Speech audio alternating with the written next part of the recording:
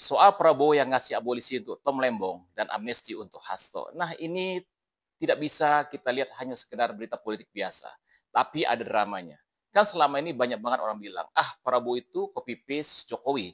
Kayak kalau di TikTok tuh kayak lagu remix dari lagu lama. Nggak bisa dipungkiri, selama kampanye Pilpres tahun lalu, Jokowi dan Prabowo lengket banget kayak perangko sama amplop. BTW masih top perangko kan?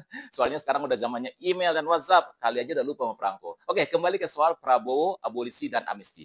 Coba kita bedah dikit langkah abolisi dan amnesti ini. Ini bukan keputusan kaleng-kaleng. Ini hak prerogatif presiden yang bisa dibilang paling sakti.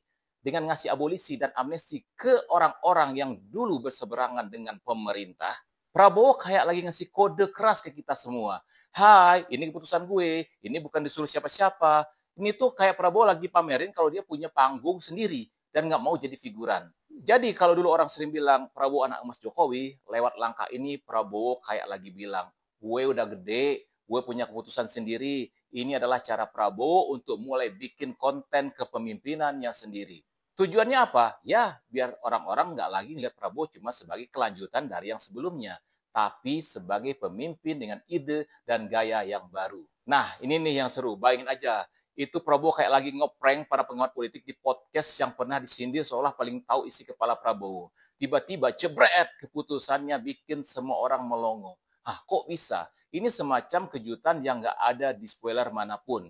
Prabowo kayak mau bilang, jangan kira kalian tahu semua langkah gue punya move sendiri. Intinya keputusan ini bisa kita baca sebagai langkah awal dari Prabowo untuk out of the box. Ini adalah cara Prabowo untuk membranding dirinya sendiri sebagai presiden yang independen. Jadi jangan kaget kalau setelah ini bakal ada manuver-manuver politik lain yang bikin kita makin yakin kalau Prabowo bukan cuma sekadar rebound dari Jokowi. Kalau kayak serial, ini baru season pertama. Masih ada season selanjutnya.